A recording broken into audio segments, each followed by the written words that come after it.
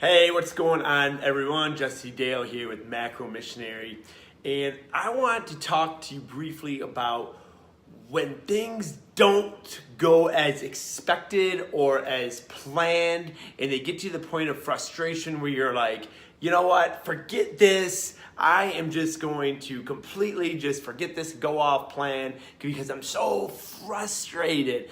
And isn't that the truth in life that when we want to make anything great in life, it's frustrating, isn't it? Like if you want to be a great mom and dad, are there not those late nights or early mornings or 3 a.m. nights where the child is crying and you're just so frustrated, you're just like, I want to sleep. But you don't say F it. You don't say, well, I'm just going to let them poop himself and not change the diaper on the child. You get up and you keep going forward. So what am I talking about as far as a diet disaster or when something doesn't go as planned on your nutrition? Well, this recently happened to me and it caused mass amounts of frustration, but I'm going to give you some ways to work through this. So some ways that I was able to work through this. All right, so first off, check it out. All right, so we got week 1 over here, started at 199.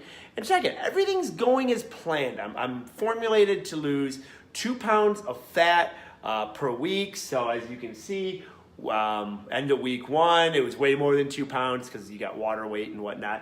Week 2, things are going great. Week 3, things are rocking and rolling. Matter of fact, in week 3, it hit the 180s. Week 4 comes along, 188. On Saturday morning, just a couple days ago, 188. Things are looking good. I'm in here doing these lives, being like, check it out. Things are rocking. And then, dude, look what happened this morning. I don't have it on there. So this morning, 198. And last night, I was just bloated as a seal. And I'm like, what is going on? 198, that's like back to where I started. Holy cow. And just a day ago, I was 188 on Saturday. Today's Monday, 198. This is morning weight. It's not like I slammed a gallon of water. So what is going on? Is that not the most demotivating thing in the world? And it's not. It's one thing, like, I could say I don't care what the scale says, but I was like just bloated, like distended stomach. I don't know if I felt like I was attacked by like 10 jellyfish or something. You know what I mean? So how do you deal with that and keep your head in the game? So first and foremost, you need to take full responsibility, okay? Full responsibility. Did you go off plan? Okay. Did you cheat or whatnot? You need to really, really look and be like full 100% responsibility. Okay. Now in my case, we had our Saturday night date night and then Sunday, and we bank our calories for those days.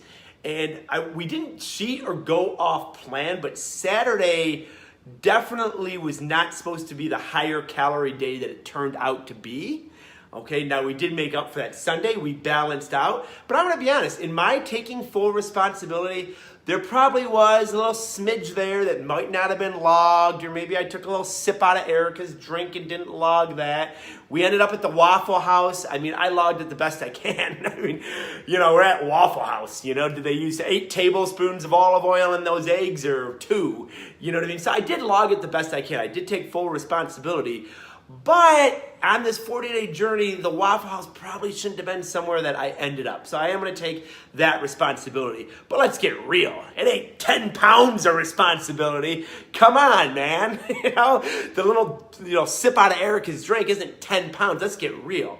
All right. So full responsibility, that's step 1. Done. 2, you want to do some fact finding, okay? Because that type of weight fluctuation, that's weird. The fact that the belly was distended, a lot of water retention. You want to be, okay, what's some fact finding? Well, so I decided to be the scientist, put my scientist hat on instead of my emotional hat where I wanted to just bust a scale and drain the water out of my stomach, something crazy. So fact finding, okay? Put your scientist hat on. Have you had a large influx of carbohydrates? Okay, well, in my case, both Saturday and Sunday, yes, there was very large influxes of carbohydrates, okay? So you know that every gram of carbohydrates is going to store 3 times that in water, okay?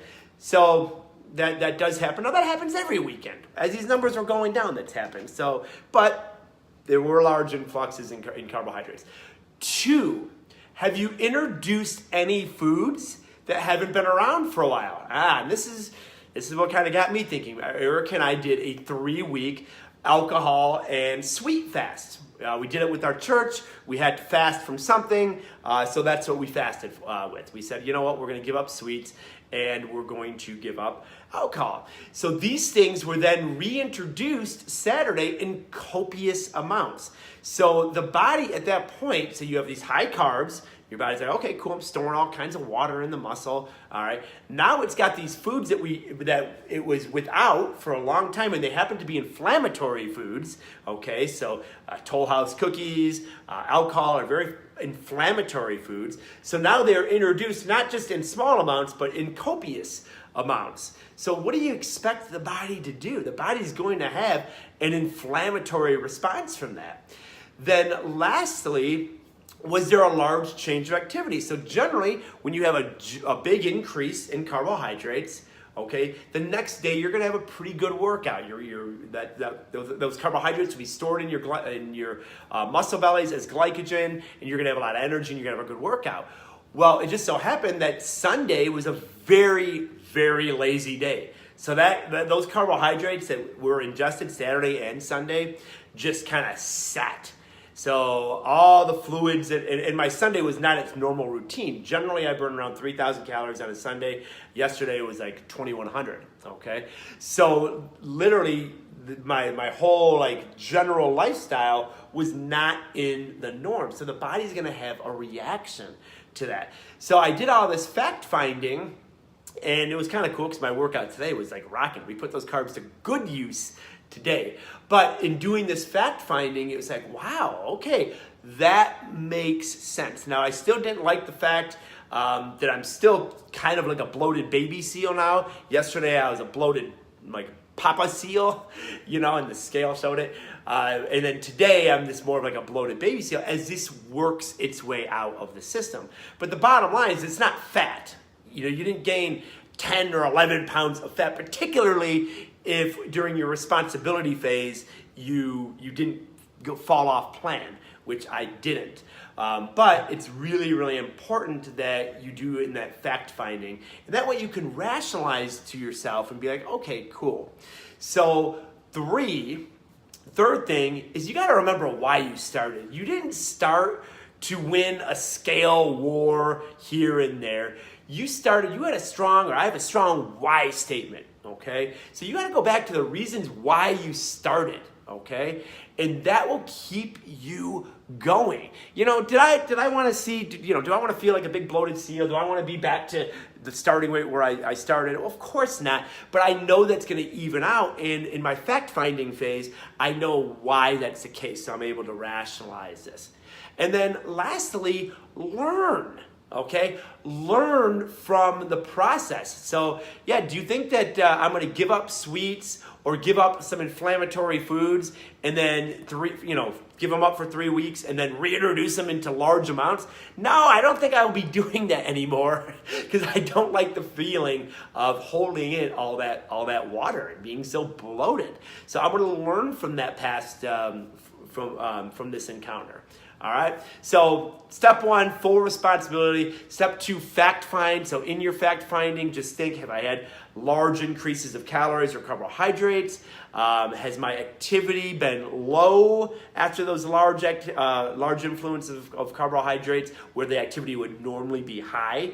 Okay, and did I introduce different foods that my body's just simply not used to, particularly inflammatory foods, okay? So that will help in your fact finding. And then the third is remember why you started, Remember why you started, and you started because you want to be relentlessly consistent, because you're building greatness here. You started for health. You started to be a great example to your kids. You started to be a great example to your clients. You started to make the best of what the body that God's given you. Those are all your why statements of why you started. And you don't just give it up because you had one hiccup in the road from introducing high carbohydrate inflammatory foods. And then lastly, learn. Learn from the process, because nobody wants to go through this. Yeah, I certainly don't want to go through that again. So I'm going to learn. I'm not going to repeat that process again, or if I do, I'll at least be prepared for it. So hey, hopefully this was helpful for you. Keep on the right path. Keep moving forward. You are absolutely worth it. Your goals are right there sitting, waiting for you to take them.